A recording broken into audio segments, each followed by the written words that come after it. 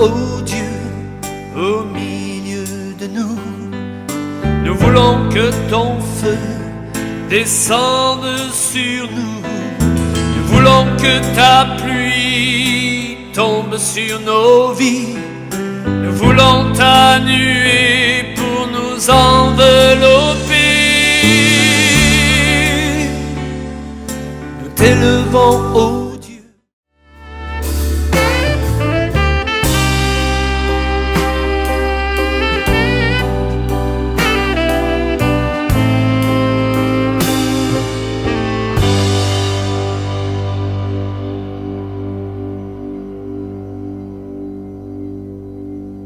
Bonjour, je suis l'apôtre Steve Obam et je suis très content de nous entretenir aujourd'hui et je profite de l'occasion en même temps pour adresser mes remerciements au révérend Joy Wilfrid.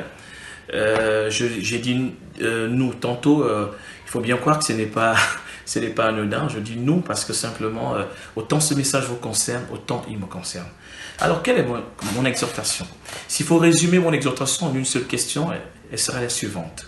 Quelle est l'image que tu as de ton Dieu? Comment est-ce que tu vois ton Dieu? Je veux te dire quelque chose.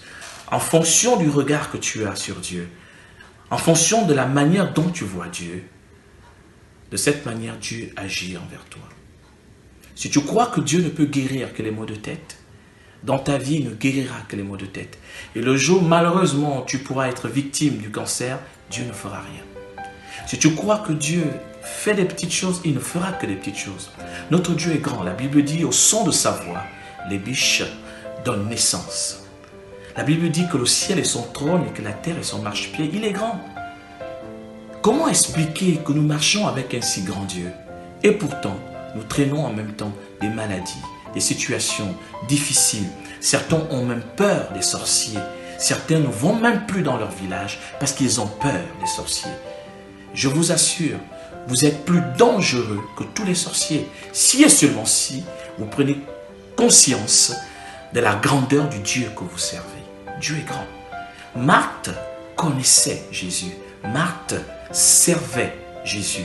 Mais Marthe avait une foi limitée. C'est pourquoi à la mort de Lazare, Marthe va dire à Jésus, ça fait 4 jours. Les 4 jours étaient pour montrer l'immensité de son problème. Autre chose, Marthe dira à Jésus, il pourrit déjà. Comme pour dire à Jésus, il n'y a plus de solution. En d'autres termes, Marthe croyait que Jésus pouvait guérir les malades. Mais de là à ressusciter quelqu'un qui est mort depuis 4 jours, Marthe n'avait pas cette foi. Marthe croyait que Jésus était le Fils de Dieu. Mais de là à redonner la vie à quelqu'un qui pourrissait déjà, Marthe n'y croyait pas. Et Jésus de lui dire, ne t'ai-je pas dit, si tu crois, tu verras la gloire de Dieu. Change ta manière de voir Dieu. Ton Dieu est grand. Je le redis, la Bible dit, au son de sa voix, les biches enfantent. Le ciel est son trône, la terre est son marchepied. Qu'est-ce que Dieu ne peut pas faire? Tout dépend de l'image que tu as de lui. Si pour toi, il ne guérit que les maux de tête, il va se limiter aux maux de tête. Il sera comme cette histoire, on nous parle de cette histoire, je suis dans la barque, il dormait. Et les flots ont commencé, la mer a commencé à s'agiter. Il a fallu qu'on le réveille pour que Jésus menace la tempête.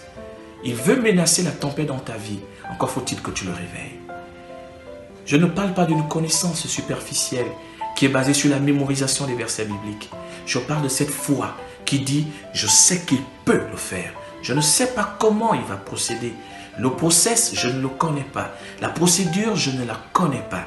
Mais je sais une chose, c'est qu'il est capable de le faire. Voici la foi dont Dieu a besoin. Il dit dans Daniel chapitre 11, verset 32, que ceux du peuple qui connaîtront leur Dieu agiront avec fermeté.